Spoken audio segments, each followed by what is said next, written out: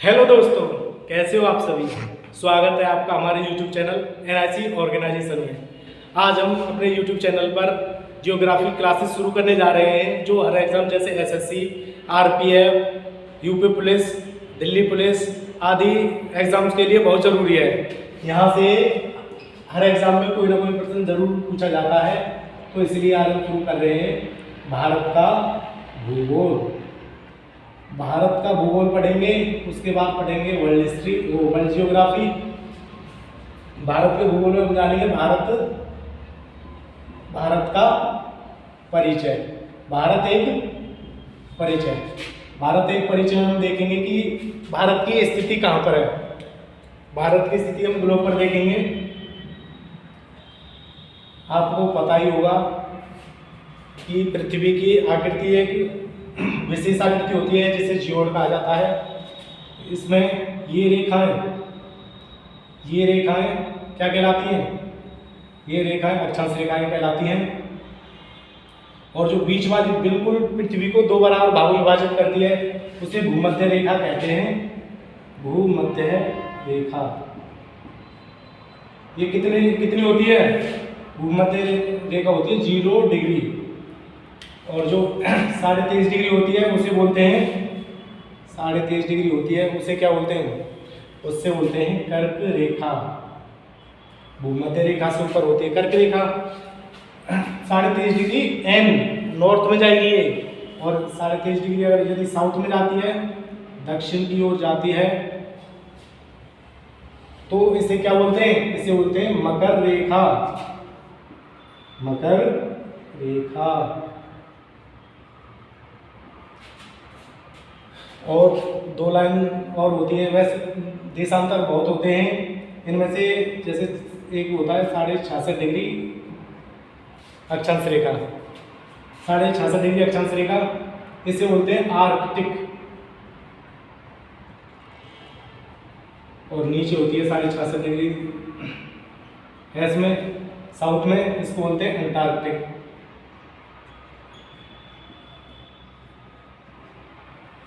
अब इसमें हम देखेंगे कि भारत की स्थिति कहां पर है। ये रेखा जिसको बोलते हैं 0 डिग्री देशांतर। 0 डिग्री देशांतर, इससे क्या देखा गया है? आपको पता होगा, इससे देखा लिया गया है समय, जिसको बोलते हैं GMT, Greenwich mean time.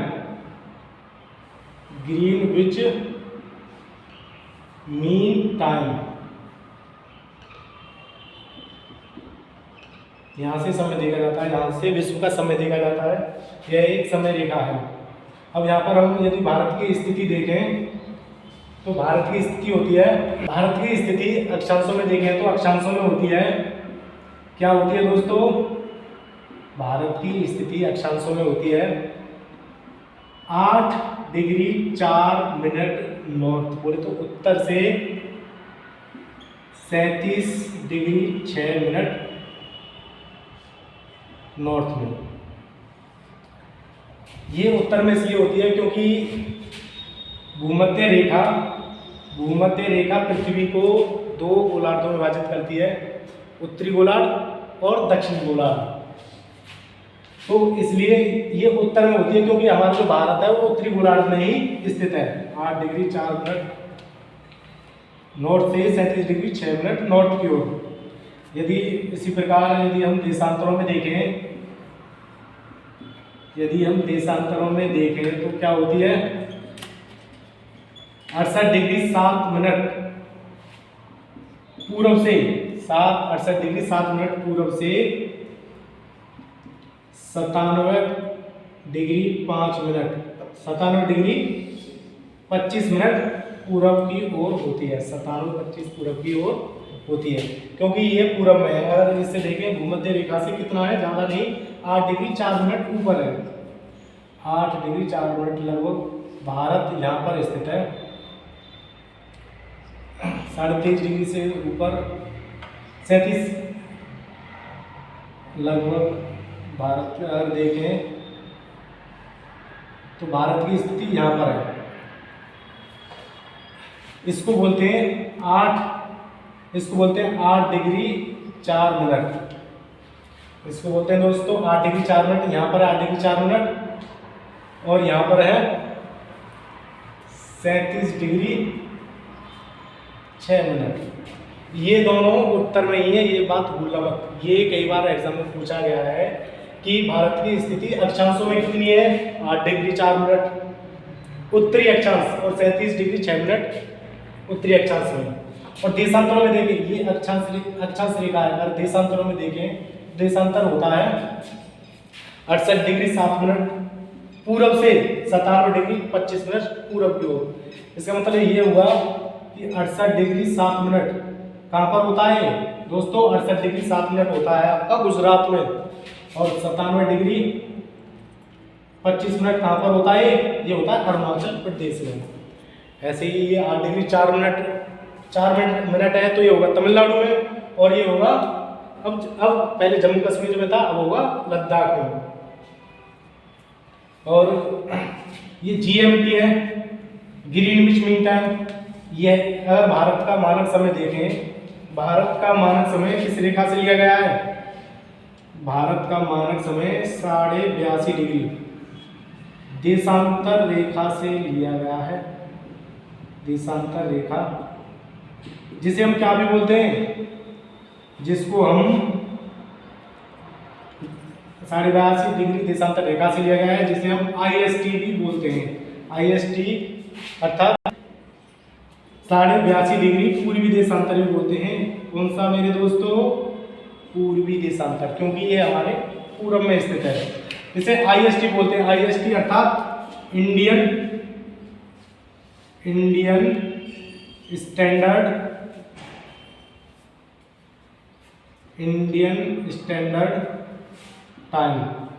Timeline. ये भारतीय मानक समय रेखा है। भारतीय मानक समय रेखा हिंदी में भारतीय मानक समय रेखा कहा जाता है। ये कितनी है दोस्तों, 82.5 डिग्री पूर्वी देशांतर। और ये कहाँ से गुजरती है, ये है हमारे इलाहाबाद, यूपी में, यूपी के इलाहाबाद में नैनी नामक स्थान से गुजरती है। नैनी नामक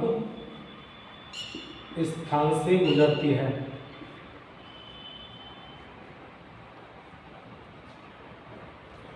ये नाम ध्यान रखना दोस्तों, 82.5 डिग्री पूर्वी देशांतर रेखा।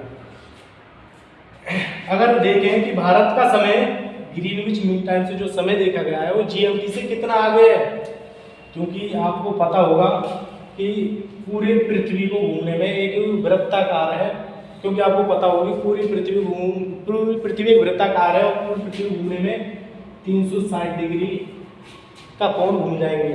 और ये कितने टाइम में घूम जाते हैं, 24 घंटे में, क्योंकि एक दिन में 24 घंटे होते हैं। तो 1 घंटे में कितने डिग्री घूम जाएंगे दोस्तों, 1 घंटे में घूम जाएंगे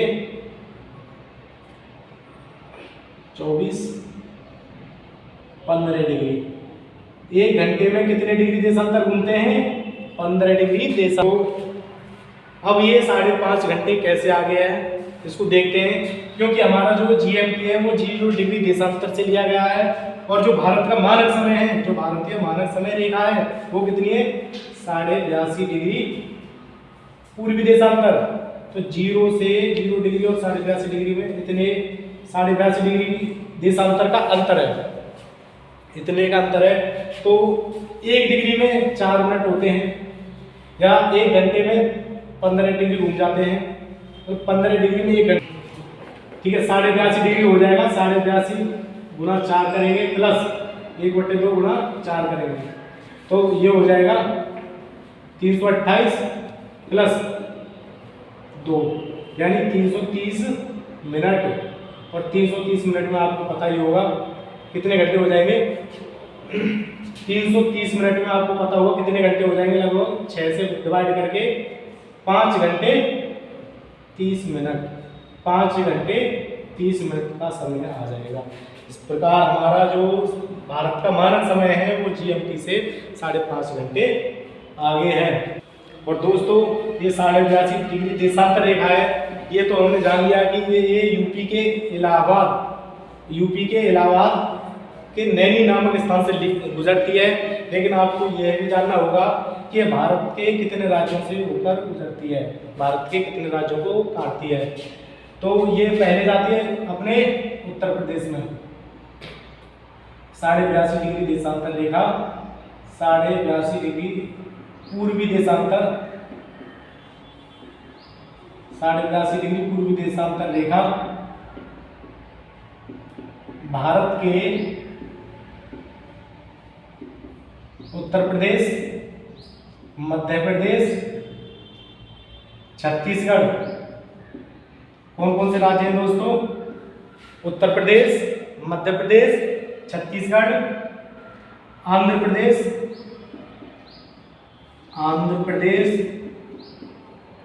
और ओडिशा। आंध्र प्रदेश और ओडिशा नामक राज्यों से होकर गुजरती है। आपको ये राज्य उत्तर प्रदेश, मध्य प्रदेश, छत्तीसगढ़, आंध्र प्रदेश और ओडिशा राज्य जरूर ध्यान रखें, क्योंकि ये एग्जाम में कई बार पूछे गए हैं। इनको जरूर याद कर लेना कि 82.5 डिग्री पूर्वी देशांतर उत्तर प्रदेश, मध्य प्रदेश, छत्तीसगढ़, आंध्र प्रदेश और ओडिशा राज्यों से होकर गुजरती है। दोस्तों अब हम जानेंगे भारत की स्थिति तो हमने जान ली है, अब इसके बारे में भी जान लेते हैं। आपको पता होगा, जब नहीं पता है तो भी बता देते हैं कि भारत का दक्षिणी बिंदु भूमध्य रेखा से, जो बताया था, भूमध्य रेखा से कितनी दूर है? भारत का दक्षिणी बिंदु, जो ये बिंदु है, भारत का दक्षिणी बिंदु, दक्षिणतम बिंदु भूमध्य रेखा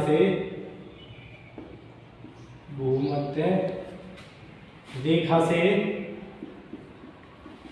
कितना दूर है? भूमध्य रेखा से 876 किलोमीटर दूर है। भारत का दक्षिणतम बिंदु भूमध्य रेखा से कितना दूर है? 876 किलोमीटर ये बिंदु है। भारत का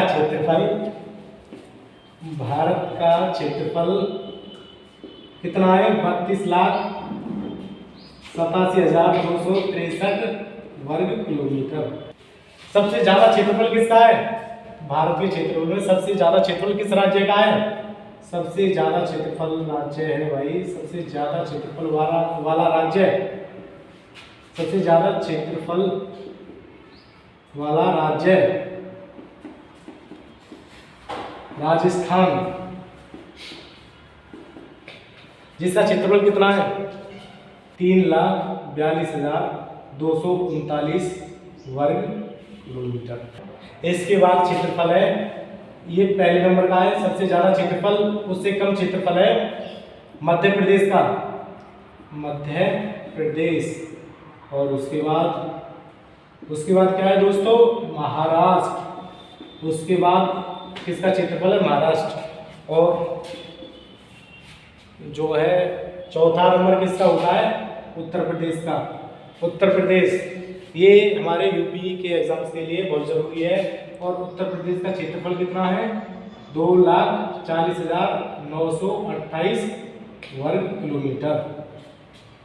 ये हमने जान लिया कि राजस्थान का क्षेत्रफल कितना है, मध्य प्रदेश, महाराष्ट्र सबसे ज्यादा क्षेत्रफल वाले राज्य देख लिए। इसके बाद हम ये भी जान लेते हैं कि सबसे कम क्षेत्रफल किस राज्य का है।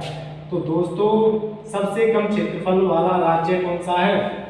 सबसे कम क्षेत्रफल वाला राज्य है भाई गोवा। गोवा वाले बीच पे सबसे कम क्षेत्रफल है गोवा का। और ये कितना है दोस्तों? 3,702 किलोमीटर स्क्वायर। गोवा का क्षेत्रफल 3,702 किलोमीटर स्क्वायर है। देख रहे होंगे कि गोवा का क्षेत्रफल इतना सा है 3,702, लेकिन इसका टूरिज्म बहुत अच्छा चल रहा है। आपने गाना भी सुना होगा, गोवा वाले बीच पे। बस, इससे आगे नहीं। ये तो हमने जान लिया कि भारत के राज्य के बारे में, क्षेत्रफल के बारे में। अब ये भी जान लेते हैं कि भारत की स्थिति पूरी दुनिया में कौन से स्थान पर है। भारत का क्षेत्रफल कौन से स्थान पर है दोस्तों? भारत का क्षेत्रफल संसार में, भारत का क्षेत्रफल संसार में, पूरे संसार में कौन से नंबर पे है? 7वें स्थान पर है दोस्तों, 7वें स्थान पर। और प्रतिशत में देखें तो प्रतिशत में केवल है 2.4%। और जनसंख्या, जनसंख्या आप देख रहे हो कि पहले आया जा रहा है। भारत का स्थान क्षेत्रफल के हिसाब से 7वें पर है। और इससे पहले 6 देश आते हैं जिनको मैं याद करवा देता हूँ अभी। इसके लिए एक ट्रिक है, छोटी सी ट्रिक है।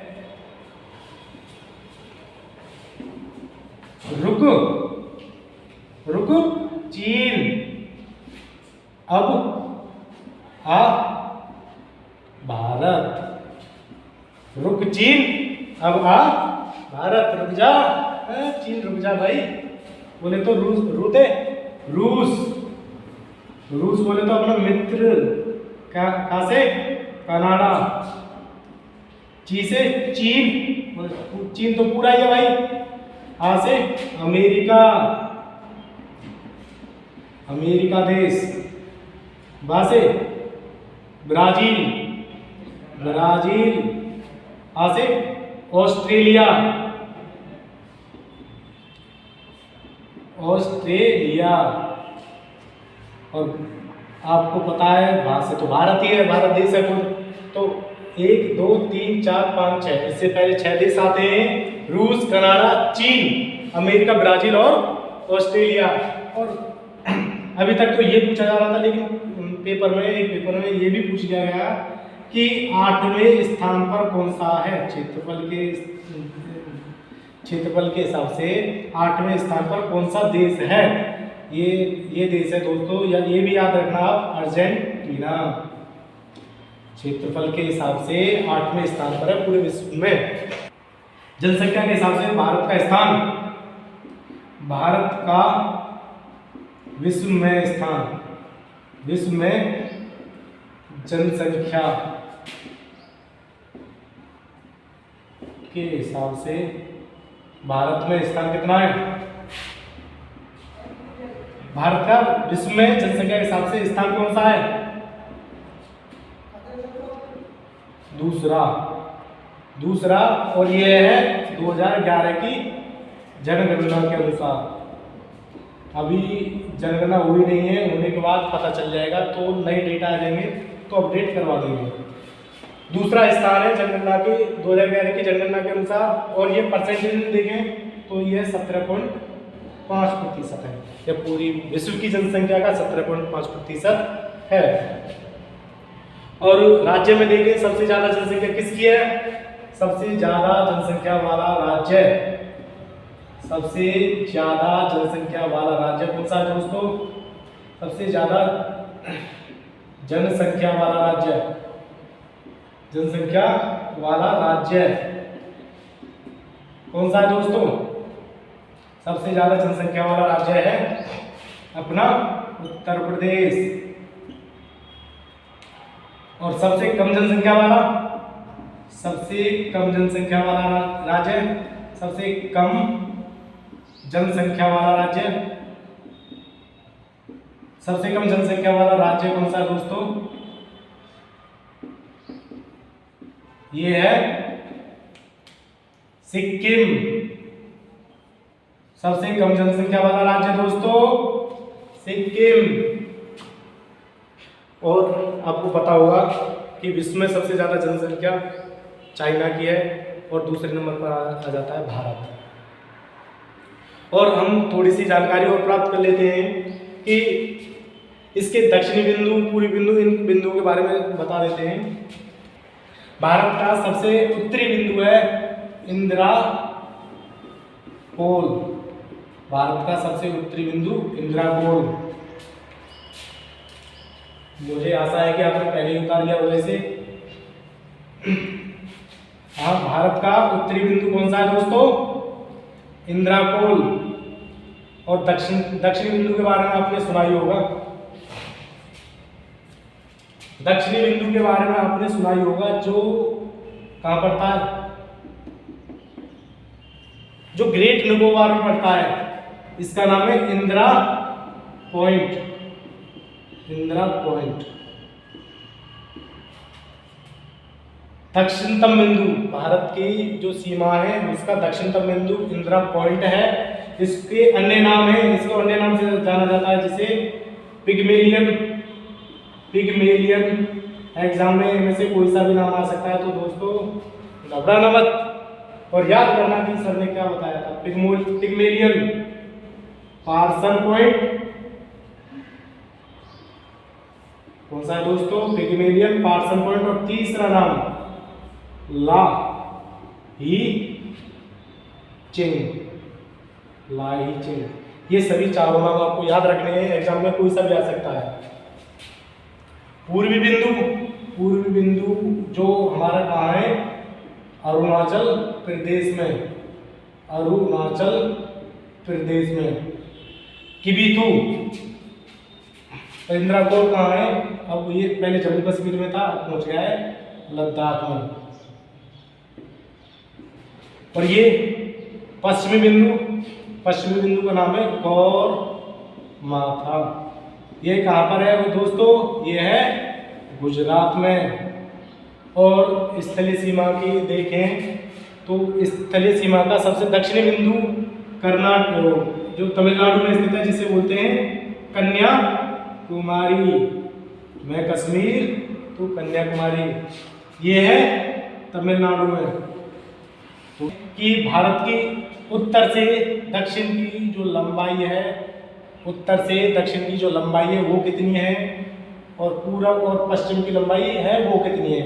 तो ये उत्तर से दक्षिण की लंबाई है 3214 किलोमीटर। उत्तर से दक्षिण की लंबाई 3214 किलोमीटर और पूरब और पश्चिम के बीच की लंबाई 2933 किलोमीटर। तो दोस्तों आपको ये बातें ध्यान रखनी है। भारत की तटीय सीमा कितनी है? भारत की तटीय सीमा,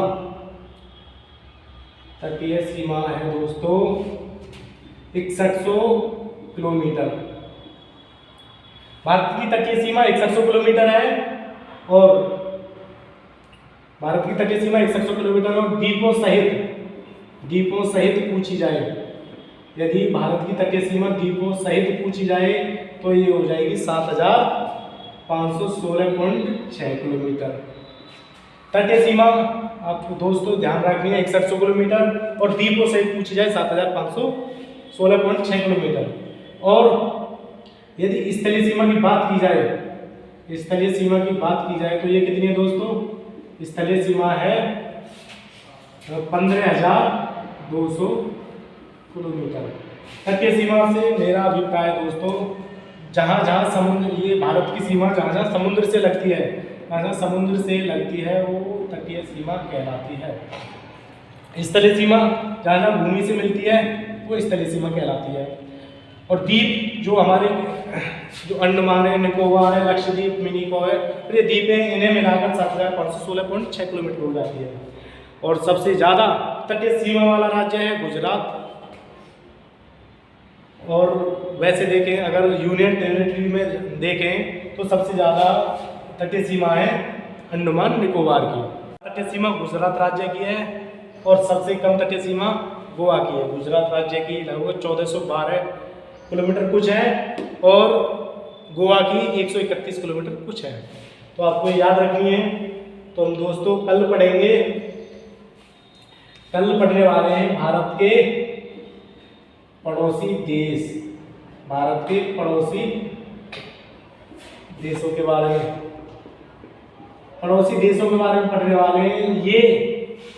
ये एग्जाम के लिए बहुत ज़रूरी होता है, तो इसलिए दोस्तों कल आप हमारे वीडियो को देखना ना भूलें। हमारे YouTube चैनल NIC ऑर्गेनाइजेशन को ज़रूर सब्सक्राइब करें और यदि वीडियो अच्छी लगी हो और कंटेंट अच्छा लगा हो तो वीडियो को ज़रूर लाइक करें, सब शेयर करें और कमेंट ज़रूर करें। यदि आपको किसी अन्य टॉपिक पर वीडियो चाहिए तो कमेंट में बता सकते हो। जय हिंद।